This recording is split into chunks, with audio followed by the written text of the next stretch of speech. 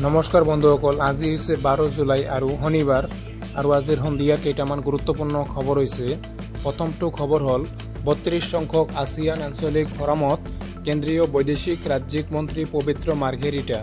32 সংখ্যক আসিয়ান আঞ্চলিক ফৰামত কেন্দ্ৰীয় বৈদেশিক ৰাজ্যিক মন্ত্ৰী পবিত্ৰ মাৰ্ঘেৰিটা। মালয়েছিয়াৰ ৰাজধানী কুয়ালালামপুৰত অনুষ্ঠিত 32 সংখ্যক আসিয়ান আঞ্চলিক ফৰাম চমুকৈ ARFৰ মন্ত্ৰীবৰ্গৰ বৈঠকত ভাৰতক প্ৰতিনিধিত্ব কৰি অংশগ্ৰহণ কৰে কেন্দ্ৰীয় বৈদেশিক ৰাজ্যিক মন্ত্ৰী পবিত্ৰ মাৰ্ঘেৰিটাই। এই বৈঠকত অংশগ্ৰহণ কৰি কেন্দ্ৰীয় মন্ত্ৰীগৰাকীয়ে ভাৰতৰ ARF পৰিকাঠামোৰ প্ৰতি দৃঢ় প্ৰতিশ্ৰুতি, ভাৰতৰ এক্ট ইষ্ট পলিচিৰ প্ৰাণৱন্ততা আৰু বৃহত্তৰ ইণ্ডো পেচিফিক অঞ্চলৰ প্ৰতি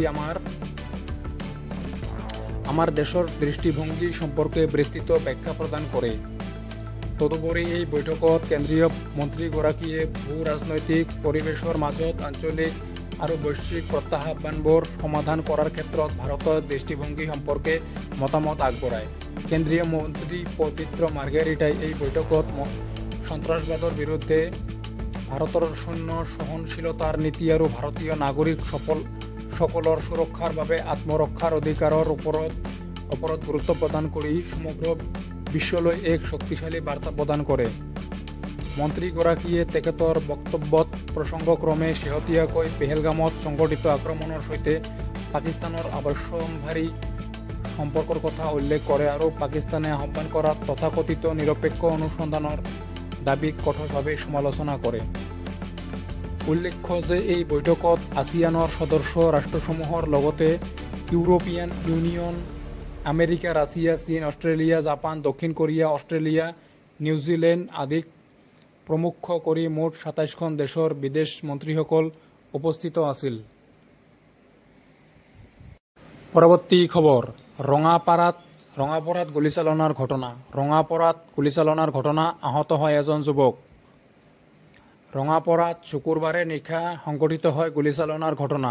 ৰঙাপাৰা দলঙৰ সমীপত সংঘটিত এই গুলীচালনাৰ ঘটনাত আহত হয় এজন যুৱক। আহত যুৱকজনৰ নাম শ্ৰাৱণ কৰ্মকাৰ বুলি জানিব পৰা গৈছে।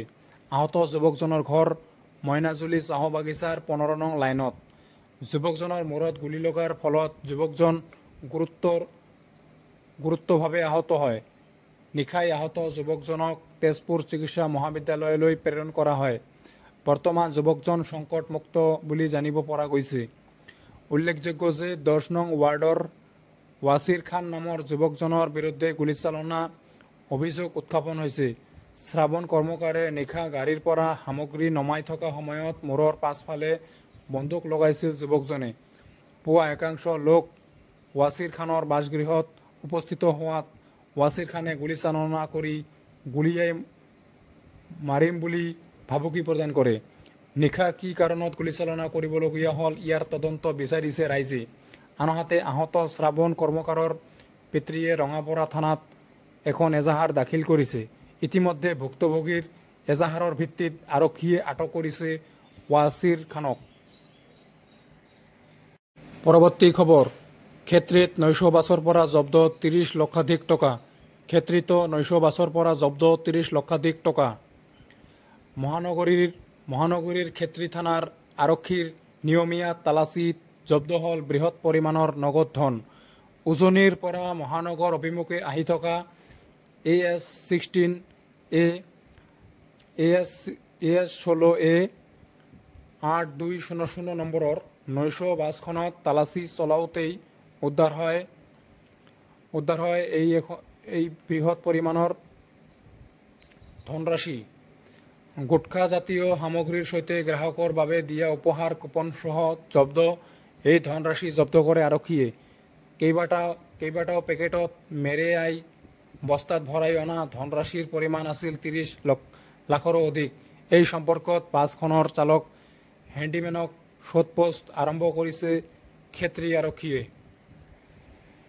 পৰৱৰ্তী খবৰ, গোৱালপাৰাৰ পাইকানৰ উচ্ছেদস্থলীত উত্তপ্ত পৰিস্থিতি। গোৱালপাৰাৰ পাইকানৰ উচ্ছেদস্থলীত উত্তপ্ত পৰিস্থিতি। গোৱালপাৰাৰ পাইকানৰ উচ্ছেদস্থলীত উত্তপ্ত পৰিস্থিতি হয়। উচ্ছেদস্থলীত এজন কৃষকৰ আত্মহত্যাৰ চেষ্টা চলোৱা কৃষকজনৰ নাম ফাইজুল হক। ফাইজুল হকক সম্প্ৰতি চিকিৎসালয়লৈ প্ৰেৰণ কৰিছে। ঘটনাৰ সন্দৰ্ভত সামাজিক মাধ্যমযোগে প্ৰতিক্ৰিয়া প্ৰকাশ অখিল গগৈৰ। উচ্ছেদস্থলীক মানৱতাৰ বধ্যভূমি আখ্যা বিধায়কগৰাকীৰ। পৰৱৰ্তী খবৰ, মৰিগাঁও আৰক্ষীৰ জালত দুই গাঞ্জা সৰবৰাহকাৰী। মৰিগাঁও আৰক্ষীৰ জালত দুই গাঞ্জা সৰবৰাহকাৰী। মৰিগাঁও আৰক্ষীৰ নেতৃত্বত আৰু ভেলৌগুৰি আৰক্ষীৰ সহযোগত চলা এক অভিযানত গ্ৰেপ্তাৰ হয় দুটা গাঞ্জা সৰবৰাহকাৰী। উলুবাৰী তিনিআলিৰ পৰা শুকুৰবাৰৰ নিশা আৰক্ষীয়ে গ্ৰেপ্তাৰ কৰে এই দুই সৰবৰাহকাৰীক। সৰবৰাহকাৰী দুটা মইৰাবাৰীৰ ৰাব্বুল ইছলাম আৰু লাহৰীঘাট কাঠনিৰ সুভাষ দাস বুলি জানিব পৰা গৈছে। সৰবৰাহকাৰী দুটাৰ পৰা আৰক্ষীয়ে 5.75 কেজি গাঞ্জা, দুটা মোবাইল ফোন আৰু এখন AS13A 4991 নম্বৰৰ বাজাজ ডিস্কভাৰ মটৰচাইকেল জব্দ কৰিবলৈ সক্ষম হৈছে। সম্প্ৰতি ভেলৌগুৰি আৰক্ষীয়ে অধিক তথ্যৰ বাবে জিম্মাত ৰাখিছে দুয়োকে। পৰৱৰ্তী খবৰ, দিল্লীত ভাঙিল 4মহলীয়া অট্টালিকা।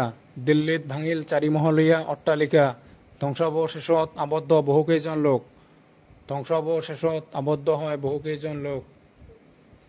দিল্লীৰ ৱেলকাম এলেকাত শনিবাৰে সংঘটিত হয়, অৰ্থাৎ আজিয়ে সংঘটিত হৈছে এখন ভয়ংকৰ ঘটনা। ৱেলকাম এলেকাৰ চেলামপুৰ ঈদগাহ ৰোডত এটা 4মহলীয়া অট্টালিকা ভাঙি ভয়াৱহ দুৰ্ঘটনা সংঘটিত হয়। ধ্বংসাৱশেষৰ তলত 12জন লোক আবদ্ধ হৈ পৰাৰ আশংকা কৰা হৈছে। বৰ্তমান ঘটনাস্থলীত উদ্ধাৰ অভিযান অব্যাহত আছে। সৌভাগ্যক্ৰমে এতিয়ালৈকে কোনো লোকে প্ৰাণ হেৰুওৱা নাই। ইতিমধ্যে ধ্বংসাৱশেষৰ পৰা 4জন লোকক উলিয়াই আনি ততাতৈয়াকৈ চিকিৎসালয়ত ভৰ্তি কৰা হৈছে। অগ্নিনিৰ্বাপক বাহিনীৰ তথ্যমতে চেলমপুৰৰ জনতা কলনীৰ 5 নং গলিত 4মহলীয়া অট্টালিকা ভাঙি যায়।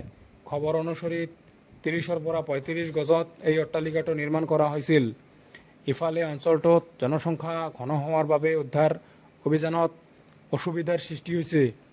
অঞ্চলটোত বৰ্তমানেও উদ্ধাৰৰ কাম চলি আছে। ঘটনাস্থলীত আৰক্ষী বিভাগৰ লগতে অগ্নিনিৰ্বাপক বাহিনীৰ 7খন বাহন অৱস্থিত আছে।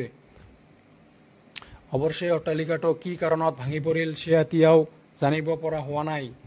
এই ভৱনটো অতি পুৰণি আৰু জৰাজীৰ্ণ আছিল বুলি স্থানীয় লোকে মন্তব্য কৰিছে। ইফালে এতিয়াও একাংশ লোক ধ্বংসাৱশেষৰ তলতে আবদ্ধ হৈ থকাৰ কথা আশংকা কৰা হৈছে। পৰৱৰ্তী খবৰ, অৰ্ধগলিত অৱস্থাত ফ্লেটৰ পৰা উদ্ধাৰ অভিনেত্ৰীৰ মৃতদেহ। অৰ্ধগলিত অৱস্থাত ফ্লেটৰ পৰা উদ্ধাৰ অভিনেত্ৰীৰ মৃতদেহ। মানসিক অশান্তি, তীব্ৰ হেঁচা আদি বুকুত লৈ অকাল মৃত্যুক আঁকোৱালি ল'লে এগৰাকী অভিনেত্ৰীয়ে। অভিনেত্ৰীগৰাকীয়ে বাস কৰা ফ্লেটত উদ্ধাৰ হৈছে অৰ্ধগলিত অৱস্থাত থকা তেওঁৰ মৃতদেহ। উল্লেখযোগ্য যে আৰক্ষীয়ে অনুসন্ধান কৰি পাকিস্তানৰ অভিনেত্ৰী হুমাইৰা আজঘৰৰ প্ৰায় 6 মাহ পূৰ্বে মৃত্যু হোৱা বুলি সন্দেহ প্ৰকাশ কৰিছে, কিয়নো দীৰ্ঘদিন ধৰি 32 বছৰীয়া অভিনেত্ৰীগৰাকীৰ সৈতে কোনো যোগাযোগ কৰিব পৰা নাছিল। তাৰোপৰি তেওঁৰ ফ্ৰিজত সাঁচি থোৱা পাওৰুটি, শীতল পানীৰ আদি প্ৰস্তুতৰ তাৰিখ আজিৰ পৰা 6 মাহ আগৰ। এই তথ্যৰ ভিত্তিতে আৰক্ষীয়ে হুমাইৰাৰ মৃত্যু 6 মাহ পূৰ্বে হোৱা বুলি সন্দেহ প্ৰকাশ কৰিছে। এইখিনিতে এটা কথা উল্লেখ কৰা প্ৰয়োজন যে চুবুৰীয়া আৱাসীৰ ভাষ্য অনুসৰি হুমাইৰাৰ ফ্লেটটোত অকলে বাস কৰিছিল। তাৰোপৰি অভিনেত্ৰীগৰাকীৰ দেউতাক তথা পৰিয়ালৰ সৈতে নাছিল কোনো সম্পৰ্ক। আনহাতে তীব্ৰ আৰ্থিক নাটনিতো ভুগিছিল তেওঁ, যাৰ বাবে ফ্লেটৰ ভাড়া আদায় দিব নোৱাৰাত আদালতৰ পৰা জাননী পৰ্যন্ত প্ৰেৰণ কৰিছিল। এই সকলো সমস্যাৰ সন্মুখীন হৈ তেওঁ মানসিক অশান্তিত ভুগিছিল। ইতিমধ্যে আজি 2 দিন পূৰ্বে তেওঁৰ অৰ্ধগলিত মৃতদেহ আৰক্ষীয়ে উদ্ধাৰ কৰি পৰিয়ালৰ সৈতে যোগাযোগ কৰিছে। অৱশ্যে হুমাইৰাৰ মৃতদেহ পৰিয়ালে চমজি ল'বলৈ অমান্য হোৱা বুলি আৰক্ষীয়ে সদৰি কৰে। পৰৱৰ্তী খবৰ ম্যানমাৰৰ বৌদ্ধ মন্দিৰত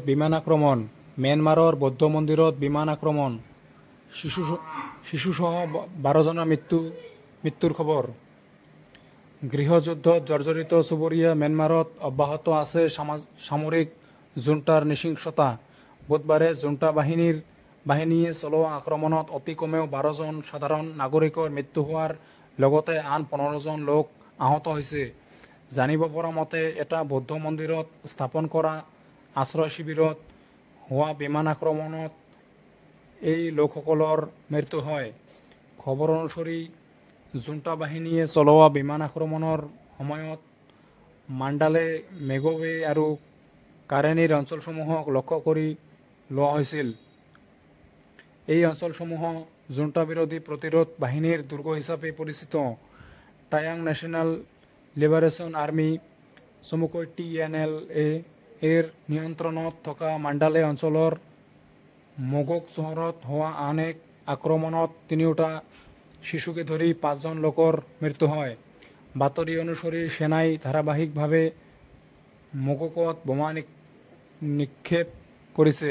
স্থানীয় সূত্ৰই অভিযোগ কৰিছে যে প্ৰতিৰোধমূলক গোটৰ বিৰুদ্ধে স্থল যুদ্ধত ভূখণ্ডৰ ক্ষতিৰ সন্মুখীন হোৱাৰ বাবে সেনাই ইচ্ছাকৃতভাৱে সাধাৰণ নাগৰিকক লক্ষ্য কৰি লোৱা হৈছে।